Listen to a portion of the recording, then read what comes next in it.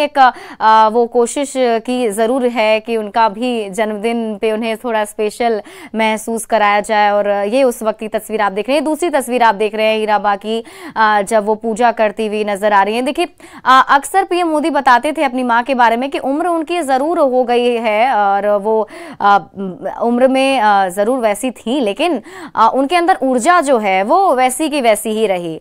PM Modi बताते भी थे हमेशा कि उनकी जो माँ है वो सारे काम खुद किया करती थी। और जब भी हमने भी देखा है, जब पीएम मोदी उनके पास पहुंचते थे तो किस तरीके से वो खुशी से उनसे मिलती थी, और देखिए किस तरीके से हाथ फेरती हुई नजर आ रही है। और यही चीज जो है वो प्रधानमंत्री मोदी बहुत मिस करेंगे, क्योंकि एक बेटे के लिए बहुत बड़ी बात होती है उनकी माँ का उनके जीवन में होना। और जब माँ अगर हाथ अपना उनके सर पर फेर दे तो सारी जो तकलीफ़ें हैं वो कहीं ना कहीं दूर हो जाती हैं, और अपनी माँ से ही सारी मन की बात आप कर सकते हैं। तो वो उस वक्त पीएम मोदी जो है अपनी बातों को अपनी माँ के साथ साझा करते थे। जब भी मिलती थी, देखिए जैसे मिलते थे पीएम मोदी, सीधे अपनी माँ के चरणों में नतमस्तक हो जाते थे, प्रणाम करते थे, और वो भर भर के आशीर्वाद उनकी माँ जो हैं अपने बेटे को देती थी। और उन्हीं के आशीर्वाद का कह सकते हैं नतीजा है कि प्रधानमंत्री नरेंद्र मोदी जो हैं आज इतने कद के इतने बड़े नेता हैं कि उनके कद के पर पहुँच पाना एक बड़ी बात है। और देखिए, आगे जिस ब्लॉग को हम आपको बता रहे थे कि उन्होंने अपने ब्लॉग में क्या कुछ जिक्र किया था, तो उसकी बात अगर की जाए तो वो बता रहे थे कि जो उनकी माँ है हीराबा, उनकी माँ का यानी कि उनकी नानी का जो निधन था बहुत पहले हो चुका था, और उनकी माँ ने कभी अपनी माँ के सामने जिद नहीं किया, लेकिन वो अभाव उनके मन में ज़रूर रहा, लेकिन वो कभी भी उन्होंने पीएम मोदी को उसकी कमी महसूस नहीं होने दी। उन्होंने आगे लिखा है कि माँ को अक्षर ज्ञान भी नसीब नहीं हुआ, उन्होंने स्कूल का दरवाज़ा भी नहीं देखा, उन्होंने देखी तो सिर्फ गरीबी और घर में हर तरफ अभाव ही देखा। हम आज के समय में इन स्थितियों को जोड़कर देखें तो कल्पना कर सकते हैं कि मेरी माँ का बचपन कितना मुश्किलों भरा था। शायद ईश्वर ने उनके जीवन को इसी प्रकार से गढ़ने की सोची थी। आज उन परिस्थितियों के बारे में माँ सोचती है तो कहती हैं कि ये ईश्वर की ही इच्छा रही होगी, लेकिन अपनी माँ को खोने का, उनका चेहरा तक ना देख पाने का दर्द उन्हें आज भी है। यहाँ पर वो जिक्र अपनी नानी का कर रहे हैं कि उनकी माँ जो है वो अपनी माँ को उस तरीके से देख नहीं पाई। आगे वो अपने ब्लॉग में लिखते हैं कि बचपन के संघर्षों ने मेरी माँ को उम्र से बहुत पहले बड़ा कर दिया था। वो अपने परिवार में सबसे बड़ी थी और जब शादी हुई तो भी सबसे बड़ी बहू बनी।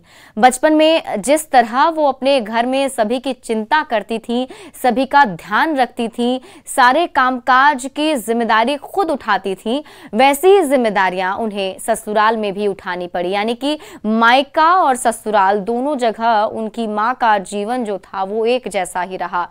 वो आगे लिखते हैं कि इन जिम्मेदारियों के बीच, इन परेशानियों के बीच माँ हमेशा शांत मन से हर स्थिति में परिवार को संभाले रही। वडनगर के जिस घर में हम लोग रहा करते थे, बहुत ही छोटा था वो घर।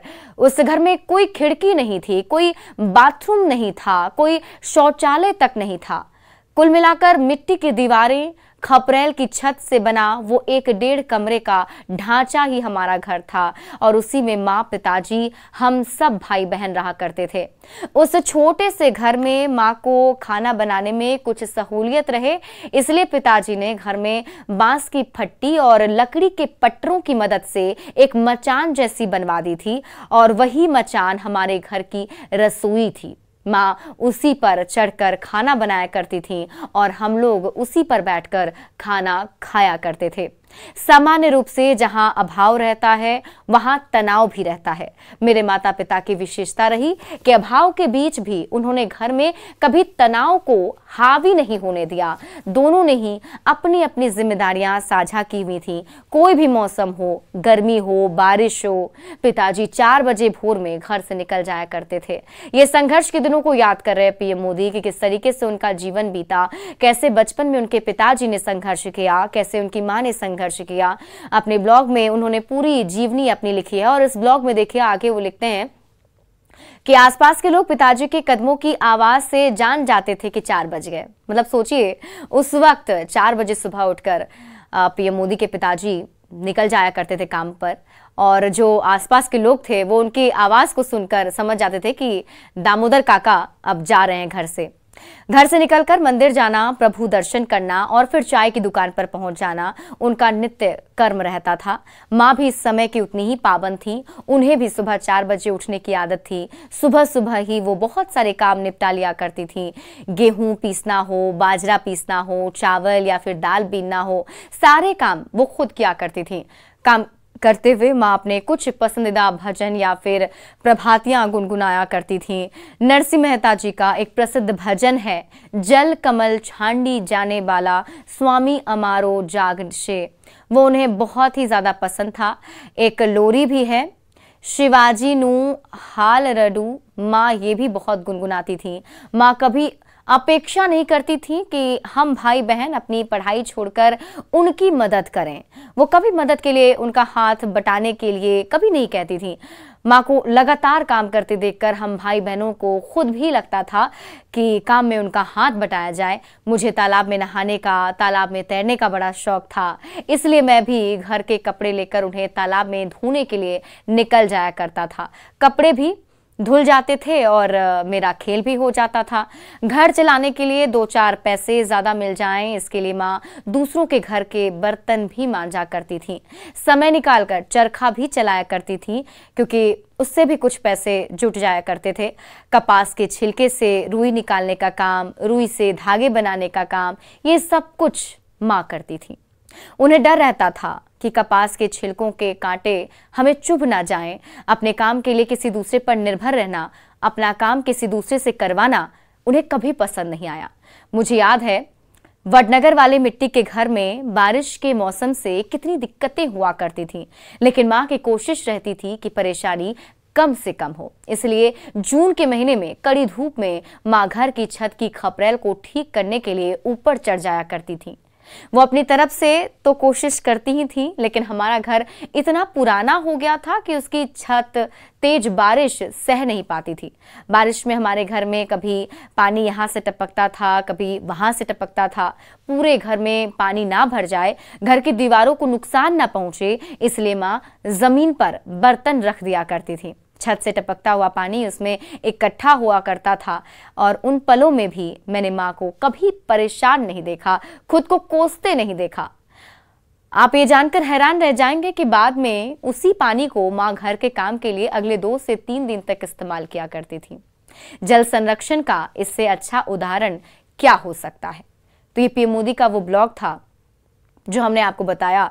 इस ब्लॉग में प्रधानमंत्री मोदी ने अपने बारे में सब कुछ बताया, अपने जीवन के बारे में बताया, अपनी माँ के संघर्ष के बारे में बताया। और ये पीएम मोदी के घर की तस्वीर हम आपको दिखा रहे हैं, उस घर की जहां पर हीराबा रहती थी, जहां पीएम मोदी उनसे मुलाकात करने के लिए पहुंचा करते थे। यहाँ पर उनका पार्थिव शरीर पहुंच चुका है। कुछ ही देर के बाद पीएम मोदी यहाँ पहुंचने वाले हैं। इंतजार उन्हीं का किया जा रहा है, और कई सारे नेता और मंत्रीगण भी आज यहाँ मौजूद रहेंगे जो हीराबा का अंतिम दर्शन करेंगे। लेकिन एक बहुत बड़ी क्षति, एक अपूर्णीय क्षति, और एक बेटे के लिए कह सकते हैं, पीएम मोदी के लिए कह सकते हैं, क्योंकि पीएम मोदी को अपनी माँ से बहुत लगाव था। उनके जीवन में अगर व्यक्तिगत तौर पर उनसे कोई अगर सबसे ज़्यादा जुड़ा हुआ था तो उनकी माँ थी, जिनके लिए वो हमेशा वक्त निकाला करते थे। हमेशा उन्हें ये चीज़ ज़रूर याद आएगी, क्योंकि जैसा कि हमारे सहयोगी भी हमसे जब जुड़े तो उन्होंने बताया कि कोई प्लान नहीं होता था कि वो उनसे मिलने के लिए जाने वाले हैं, लेकिन हाँ, जब भी मौका मिलता था वो अचानक से घर पहुंच जाया करते थे। माँ के पैर छूकर आशीर्वाद लेते थे। माँ भी बड़े प्यार से उन्हें गले लगाती थी और आशीर्वाद दिया करती थी। ये जो ब्लॉग अभी आपने सुना, उसको सुनकर यकीनन आपको समझ में आया होगा कि क्या कुछ संघर्ष जो है पीएम मोदी ने की है। और पीएम मोदी जो है वो हमेशा अपनी माँ का जिक्र करते हैं, तो उसी जिक्र के तौर पर उन्होंने एक बार लिखा कि मेरी माँ की एक और अच्छी आदत रही है जो मुझे हमेशा याद रही, जीव पर दया करना उनके संस्कारों में झलकता रहा है। गर्मी के दिनों में पक्षियों के लिए वो मिट्टी के बर्तनों में दाना और पानी जरूर रखा करती थी। जो हमारे घर के आसपास स्ट्रीट डॉग्स रहते थे वो भूखे ना रहें, माँ इसका भी ख्याल रखती थी। देखिए मतलब उनकी जो माँ थी उनका प्यार सिर्फ अपने बच्चों के लिए नहीं, उन जीव के लिए भी होता था जो आसपास रहते थे, जो भूखे रहते थे। और यहाँ पीएम मोदी उसी बात का जिक्र कर रहे हैं। आगे वो लिखते हैं कि पिताजी अपनी चाय की दुकान से जो मलाई लाया करते थे, माँ उससे बड़ा अच्छा घी बनाती थी और वो घी पर सिर्फ हम लोगों का ही अधिकार हो ऐसा बिल्कुल नहीं था। घी पर हमारे मोहल्ले के गायों का भी अधिकार था। माँ हर रोज नियम से गौ माता को रोटी खिलाया करती थी, लेकिन सूखी रोटी नहीं, हमेशा उस पर घी लगा के देती थी। भोजन को लेकर माँ का हमेशा से ये भी आग्रह रहा है कि अन्न का एक भी दाना बर्बाद नहीं होना चाहिए। हमारे कस्बे में जब किसी के शादी ब्याह में सामूहिक भोज का आयोजन होता था तो वहां जाने से पहले मां सभी को ये बात जरूर याद दिलाती थी कि खाना खाते समय अन्न मत बर्बाद करना। घर में भी उन्होंने यही नियम बनाया हुआ था कि उतना ही खाना थाली में लो जितनी भूख हो। मां आज भी जितना खाना हो उतना ही भोजन अपनी थाली में लेती हैं। आज भी अपनी थाली में वो अन्न का एक दाना नहीं छोड़ती हैं। नियम से खाना, तय समय पर खाना, बहुत चबा चबा के खाना इस उम्र में भी उनकी आदत में बना हुआ है। आगे वो लिखते हैं कि मेरी माँ का मुझ पर बहुत अटूट विश्वास रहा है। उन्हें अपने दिए संस्कारों पर पूरा भरोसा रहा है। मुझे दशकों पुरानी एक घटना याद आ रही है। तब तक मैं संगठन में रहते हुए जनसेवा के काम में जुट चुका था। घर वालों से संपर्क ना के बराबर रह गया था और उसी दौर में एक बार मेरे बड़े भाई माँ को बद्रीनाथ जी, केदारनाथ जी के दर्शन कराने ले गए थे। बद्रीनाथ में जब माँ ने दर्शन किए तो केदारनाथ में भी लोगों को खबर लग गई कि मेरी माँ आ रही हैं। उसी समय अचानक मौसम भी बहुत खराब हो गया था। ये देखकर कुछ लोग केदार घाटी से नीचे की तरफ चल पड़े। वो अपने साथ में कंबल भी ले गए। वो रास्ते में बुजुर्ग महिलाओं से पूछते जा रहे थे कि क्या आप नरेंद्र मोदी की माँ हैं? ऐसे ही पूछते हुए वो लोग माँ तक पहुंचे। उन्होंने माँ को कंबल दिया, चाय पिलाई। फिर तो वो लोग पूरी यात्रा भर माँ के साथ ही रहे। केदारनाथ पहुंचने पर उन लोगों ने माँ के रहने के लिए एक अच्छा इंतजाम किया। इस घटना का माँ के मन में बड़ा प्रभाव पड़ा। तीर्थ यात्रा से लौटकर जब माँ मुझसे मिली तो कहा, कुछ तो अच्छा काम कर रहे हो तुम, लोग तुम्हें पहचानते हैं। अब इस घटना के इतने वर्षों बाद जब आज लोग माँ के पास जाकर पूछते हैं कि आपका बेटा पीएम है, आपको गर्व होता होगा, तो माँ का जवाब बड़ा गहरा होता है। माँ उन्हें कहती हैं कि जितना आपको गर्व होता है उतना ही मुझे भी होता है। वैसे भी मेरा कुछ नहीं है, मैं तो निमित्त मात्र हूं, वो तो भगवान का है। आपने भी देखा होगा मेरी माँ कभी किसी सरकारी या सार्वजनिक कार्यक्रम में मेरे साथ नहीं जाती हैं। अब तक 2 बार ही ऐसा हुआ है जब वो किसी सार्वजनिक कार्यक्रम में मेरे साथ आई हैं। एक बार मैं जब एकता यात्रा के बाद श्रीनगर के लाल चौक पर तिरंगा फहरा कर लौटा था तो अहमदाबाद में हुए नागरिक सम्मान कार्यक्रम में मां ने मंच पर आकर मेरा टीका किया था। मां के लिए वो बहुत ही भावुक पल था।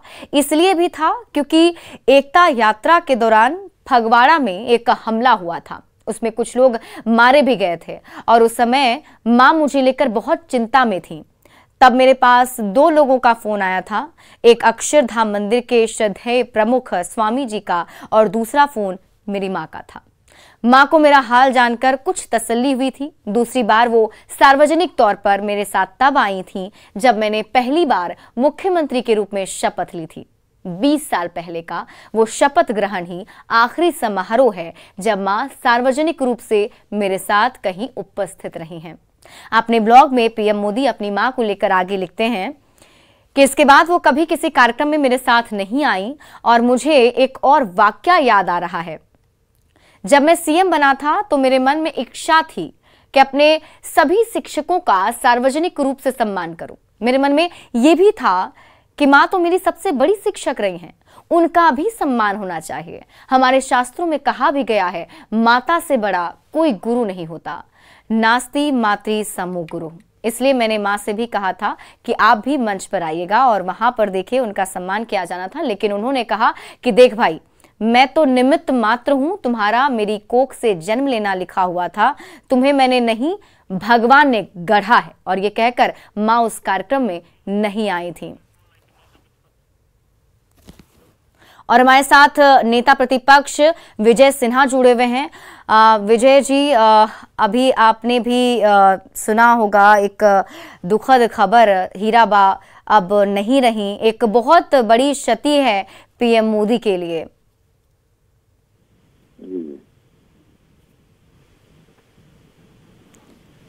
हेलो विजय सिन्हा जी, आपको आवाज आ रही है?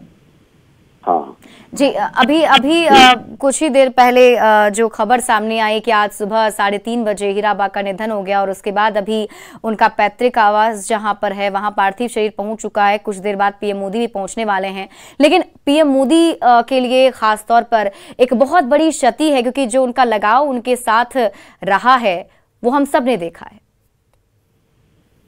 देश के प्रधानमंत्री यशस्वी नरेंद्र मोदी जी की पूज्य माता जी का निधन एक अपूरणीय क्षति है।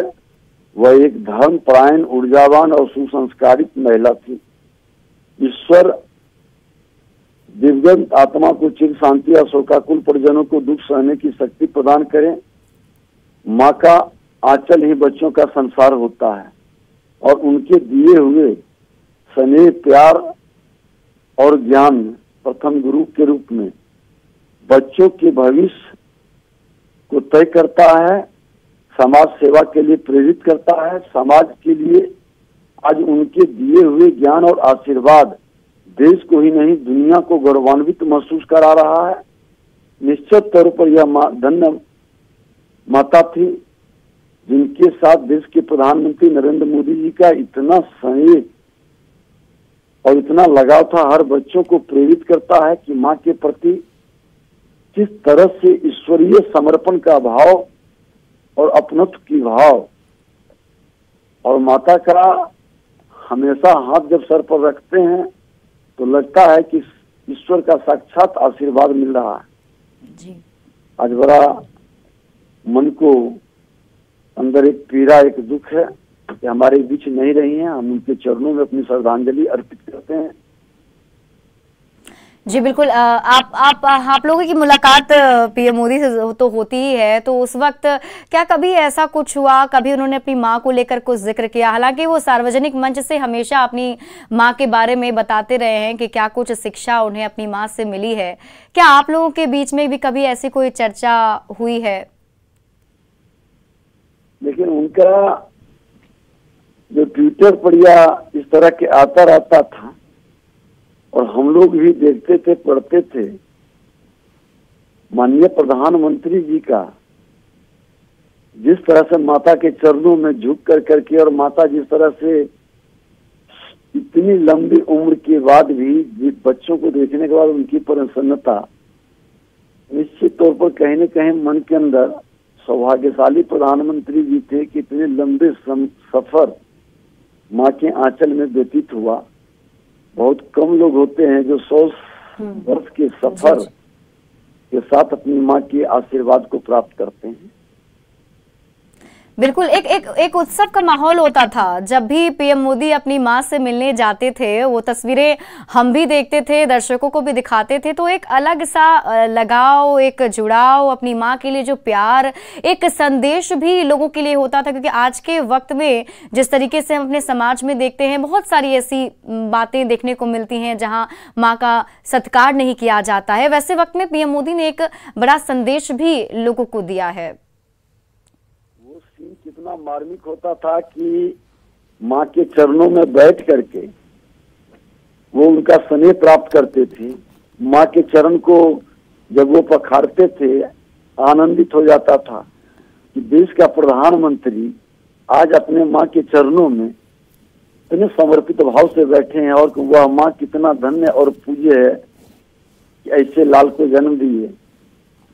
हर बच्चे कि अपनी माँ के साथ का जो प्रेरणा प्राप्त करता है, यही भारत की हमारी संस्कृति है, यही लगाव, यही स्नेह हमारे परिवार को मजबूती प्रदान करता है। बहुत बहुत शुक्रिया विजय सिन्हा जी हमारे साथ जुड़ने के लिए और बातचीत करने के लिए। तो विधानसभा के नेता प्रतिपक्ष विजय सिन्हा हमारे साथ जुड़े हुए थे, जो बता रहे थे कि अक्सर उन लोगों के भी जब देखते थे तो किस तरीके से बातचीत हुआ करती थी। और सही बात है, एक बेटे के सर से अगर मां का साया छिन जाए तो इससे बड़ी दुख की घड़ी और क्या हो सकती है। रजनीश हमारे सहयोगी लाइव जुड़े हुए हैं, सीधे उनका रुख कर लेते हैं। रजनीश, आज देखे सुबह सुबह ये दुखद खबर मिली कि हीराबा अब नहीं रही। व्यक्तिगत तौर पर पीएम मोदी के लिए तो एक बहुत बड़ी क्षति है ही, और शायद अब लोगों को भी बहुत ज्यादा तकलीफ जरूर हुआ होगा कि अक्सर एक लगाव उनसे भी बन गया था पीएम मोदी के साथ साथ। वाहिनी उसके अंदर फिर उनके परिवार के सदस्यों के साथ जहां पर जब से प्रधानमंत्री बने थे नरेंद्र मोदी, उससे पहले गुजरात के मुख्यमंत्री भी रहे हैं, अपनी मां का हमेशा जिक्र किया करते थे। इस वजह से जो आम लोग हैं उनके दिल में भी उनकी मां के लिए जगह बन चुका था। और यही वजह है, जैसे ही खबर सुने हैं पटना वासी भी कि अब हीराबा नहीं रही, और निश्चित रूप से पूरे देश के लिए एक तरह से कहिए कि अब दुखद खबर है। पटना वासियों से हम सीधे बातचीत करते हैं कि खबर सुनने के बाद क्या लग रहा है कि 100 साल की उम्र हीराबा का निधन। हाँ, माता जी के लिए तो दुख लग रहा है। अब बहुत धर्मात्मा थी है, और उम्र के हिसाब से गए तो अच्छा हुआ है, जो समय पर चले गए बढ़िया हुआ है। लेकिन दुख है। हाँ, दुख है, दुख काहे नहीं है। माँ किन्हीं को मर जाए तो दुख नहीं रहेगा। क्या कहेंगे, हमेशा जिक्र करते थे। तो एक ये भी दिखता है कि आम हो या फिर खास हो, अपनी माँ से जो लगाव है वो पीएम मोदी लगातार वो बताया करते। वो हमेशा रखते थे, माँ के चरण धो के पीते थे। उससे बड़ी चीज और क्या हो सकती है। माँ होती है, जिसकी भी माँ हो, जितने साल में जाए दुख तो हर एक आदमी को होता है। लेकिन अगर 100 साल हो गया तो चली गई, बेड पे नहीं गई, सेवा किसी से नहीं करवाई, इसके लिए बहुत खुशी की बात है। मौका नहीं मिला सेवा कराने का, बात सही है कि अस्पताल में एडमिट हुई और एक्सपायर कर गई है। बहुत ही अच्छा है कि समय जो है उनका अच्छा समय काटे माँ जो है। और माँ को कोई भी माँ हो, माँ अगर गुजरती है या जाती है तो दुख जो है, तकलीफ जो है बेटा को जो है बहुत हृदय से होता है। बिल्कुल। एक माँ का पुत्र अगर प्रधानमंत्री बन जाए भारत का तो क्या लग रहा है, कितना बड़ा आशीर्वाद मिलता है माँ का, आप लोग क्या सोच रहे हैं? वो आशीर्वाद तो हम लोग न्यूज और इलेक्ट्रॉनिक मीडिया के माध्यम से हमेशा देखते रहे हैं। मोदी जी हमेशा अपने माँ के करीब रहे हैं। चुनाव जीतने के बाद, चुनाव या कभी कोई क्षेत्र में हारने के बाद भी माँ से मिलते जुलते रहे। आज वो माँ उनके बीच में नहीं है तो काफी उनको दुख पहुंच रहा है, और हम लोग पटना वासी भी बहुत दुखी हैं ऐसे समाचार। क्या कहेंगे? पूरा देश खड़ा है, उनके माँ का अगर मर गई है तो उनके साथ पूरा देश खड़ा है जी। उस माँ को सशक्त नमन कहेंगे जो कि ऐसे होनहार वीरवान सपूत को जन्म दिए। और ये हमारे गुजरात के भूतपूर्व मुख्यमंत्री भी रहे, और हमारे देश के अभी उनके बागडोर भी उनके हाथ में, इसलिए उस माँ को हम सशक्त नमन करते हैं। देखिए, पटना वासी हैं और हर कोई जो है एक तरह से कहीं गमजदा है, हर कोई इस दुख की घड़ी में साथ है। क्या लग रहा है कि पीएम मोदी की माँ जो है 100 साल में उनका निधन हुआ है, तो एक बड़ा संदेश भी है कि बहुत संघर्ष उन्होंने किया था और बेटे को मुख्यमंत्री बनाई, प्रधानमंत्री बन गए। कितना बड़ा आशीर्वाद होगा ये, मतलब बहुत बड़ा आशीर्वाद है। और उसके बाद वो 100 साल तक जी, इसके मतलब हम युवाओं के लिए भी बहुत अच्छा मैसेज भी है, फिट रहने के लिए भी एक तरह से। तो बिल्कुल। देखिए, फिट रहने के लिए पीएम मोदी जो है हमेशा मंत्र भी दिया करते थे, और निश्चित रूप से लोग आशीर्वाद भी देते हैं तो कहते हैं शतायु रहिए। यानी 100 साल पूरा करना आसान नहीं होता है, लेकिन पीएम की मां ने 100 साल पूरा किया। ये बताइए कि कहा जाता है कि वो बहुत संघर्ष की थी, और गांव के लोग उन्हें डॉक्टर भी कहते थे, हीराबा को। आसपास में उपचार करती थी, जबकि पढ़ी लिखी नहीं थी, बहुत संघर्ष की थी। क्या बहुत संघर्ष की थी। अगल बगल सब उनका जो है से किया, उपचार भी करते थे। मोदी जी बहुत मानते थे, बहुत सेवा करते थे उनको, माता जी को बहुत चरण स्पर्श बराबर करते थे। बहुत ही माने कीजिए, अब क्या कहा जाए, खालीपन रहेगा अब ये लग रहा है। एकदम बिल्कुल खालीपन रहेगा। अभी तो मोदी जी पे क्या गुजर रहा होगा वो जानते हैं, बाकी तो जनता है सब दुखी है। बाकी माँ अगर बढ़िया से चली गई, बिल्कुल रजनीश, वो खालीपन बना रहेगा जैसा कि लोग भी कह रहे हैं, और सचमुच वो खालीपन भरा नहीं जा सकता। माँ की कमी पूरी कोई भी नहीं कर सकता। बहुत बहुत शुक्रिया रजनीश हमारे साथ जुड़ने के लिए और बातचीत करने के लिए लोगों से। तो देखिए, पूरा देश कहीं ना कहीं पीएम मोदी के साथ खड़ा है और सभी कह रहा है कि इस दुख की घड़ी में उनके साथ है। सभी